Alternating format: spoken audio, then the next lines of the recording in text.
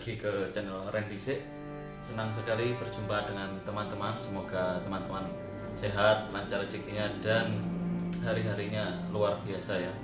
Ya, konten kali ini sebenarnya itu saya tipe orang yang paling males mengkritik orang lain. Tapi karena kebetulan orang ini viral, ya saya sedikit tidak harus mereview orang ini. Dan saya berharap teman-teman menyimak baik-baik agar tidak terjadi salah paham. Dan ini murni menurut saya, dan tidak ada tendensi khusus kepada beliau ini orang yang akan saya bahas. Ya, mungkin teman-teman tahu lagi viral yang namanya Yang Weldo, YouTuber ya, YouTuber sih, dia banyak channel dengan penampilan nyentrik. Yang saya akan kritis itu bukan soal penampilannya, tapi mengenai hal-hal yang disampaikan beliau kepada media umum ini, termasuk media sosial dan media umum. Beliau banyak menyampaikan mengenai bab keagamaan ya, keagamaan terutama Islam, dan dimana yang beliau katakan ini saya merasa hal-hal yang kurang tepat yang disampaikan ini dapat menyebabkan kesesatan bagi orang yang mengikutinya. Ya, banyak hal yang disampaikan beliau ini hanya sekedar bolak-balik kata, permainan kata dengan narasi yang semua berasal dari pemikirannya. Jadi tidak ada dasar khusus ya, maksudnya seperti berguru kepada siapa, ulama apa mana gitu, nggak ada. Jadi saya lihat semua yang dia katakan itu berdasar dari sejarah tekstual dan bolak-balik kata, permainan kata yang biasa digunakan orang dalam debat. Dan kalau dalam agama Islam juga ada situasi yang menggunakan permainan kata dan biasanya digunakan dalam debat, yaitu ilmu mantek ya, ilmu yang ditemukan pertama kali dipraktekkan langsung oleh iblis. Dan ulama-ulama itu menyarankan untuk penggunaan ilmu mantek itu tidak terlalu sering dan tidak selalu digunakan dalam kehidupan. Ya, kalau teman-teman mau pengen lihat sendiri bagaimana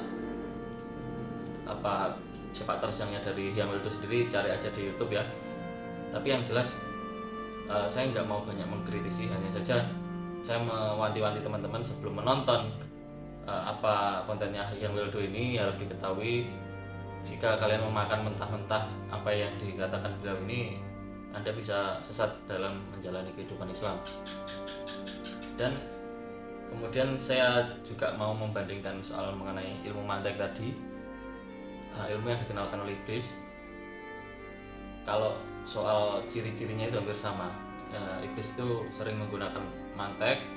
Terus kalau dibilang makhluk pintar, itu pengetahuan iblis itu nggak bisa dianggap remeh, karena dari sebelum Nabi Adam ada, iblis itu ada, dan dia tidak akan mati sebelum hari kiamat tiba.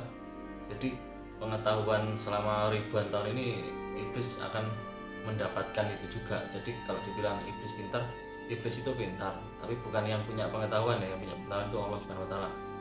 Terus di sini iblis itu juga tugasnya itu menyesatkan. Nah, dari yang saya jelaskan 3 di depan tadi, apa yang ada di kontennya Yang Weldo itu untuk sebagian umat itu bisa jadi ada 3 ini tadi. Yang pertama, Yang Weldo memang punya pengetahuan umum ya mengenai agama Islam, namun untuk keilmuannya itu masih tidak bisa dipertanggungjawabkan. Pertama, kenapa saya mendengarkan terus yang dipakai Yang Weldo itu cuma ilmu mantek, tidak ada tasawuf dan fikihnya itu tidak dipakai sama sekali. Dan pastinya dalam Islam itu tasawuf dan fikih itu harus punya, setiap orang itu harus punya keilmuan itu. Maksudnya harus punya itu sengaja tidak sengaja, itu dia harus punya mengenai tasawuf, mengenai ketuhanan, kepercayaan ketuhanan dia harus punya, dan ilmu hukum dalam menjalani kehidupan beragama, ilmu fikih itu harus punya dua-duanya. Dan mantek ini untuk kadang-kadang aja, kalau dia mau memutuskan sesuatu itu harus berpikir bolak-balik untuk mantek juga. Dan dalam konteks ini tadi yang itu tidak memakai sama sekali yang namanya tasawuf dan fikih. Terus teman-teman, untuk pengetahuan, ya tak bilang tadi, iblis itu juga makhluk pintar, ya hati-hati banget tuh. Yang ketiga mengenai apa tadi? Yes, intinya itulah, bisa menyesatkan karena tugas iblis itu jangan sampai si yang itu juga melakukan. Kalau sampai yang ini melakukan penyesatan, itu apa bedanya sama iblis kan? Sama aja terus. Jadi teman-teman harus hati-hati dan bijak dalam menyikapi ya. Ini saya bukan mengkritik atau menyamakan yang itu dengan iblis, tapi memang ada kesamaan tingkah, entah itu disengaja tidak disengaja saya nggak tahu ya. Yang jelas ada kesamaan dari dua makhluk ini. Dan serius teman-teman, sebenarnya saya mau bilang maklum, saya juga maklum namanya hari akhir ya, ini zaman akhir. Jadi kalau ada yang seperti itu, yang aneh-aneh seperti itu muncul, itu ya apa bilangnya, ya maklum, ya mau harus gimana lagi. Tapi yang jelas yang dikatakan guru-guru saya dulu itu ya, kita harus berhati-hati. Mesti itu tok wis, yang hati-hati itu diri kita sendiri, untuk lingkungan kita tok. Kita nggak bakal bisa menolak apa yang akan datang di depan, di masa depan itu apa yang ada rintangan seperti apa. Ada orang macam Saibaba atau macam-macam orang-orang sesat yang mengaku nabi, mengaku Tuhan, itu bakal ada ke depan. Jadi kita tidak bisa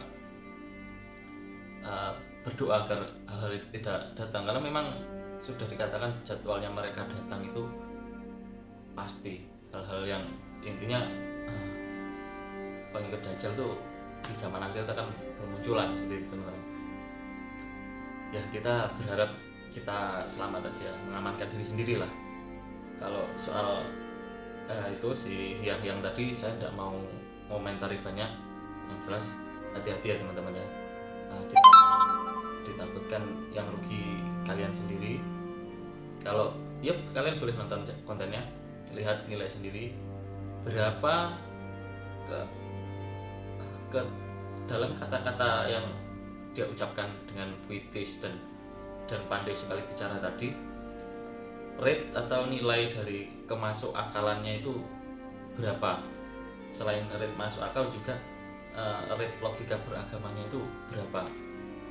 Jadi jangan ditelan mentah-mentah karena kata-katanya bagus terus itu ada sebuah kebenaran. Bukan, tidak seperti itu penilaian. Kebenaran itu ya kebenaran. Kalau kata-kata yang dipintir-pintir seperti itu, kemungkinan benarnya juga minim. Jadi kalian harus lihat sendiri. Saya nggak mau menilai menurut saya ini saya yang paling benar, penilaian saya enggak. Kalian harus nilai sendiri biar tahu ya. Terima kasih. Wassalamualaikum warahmatullahi wabarakatuh.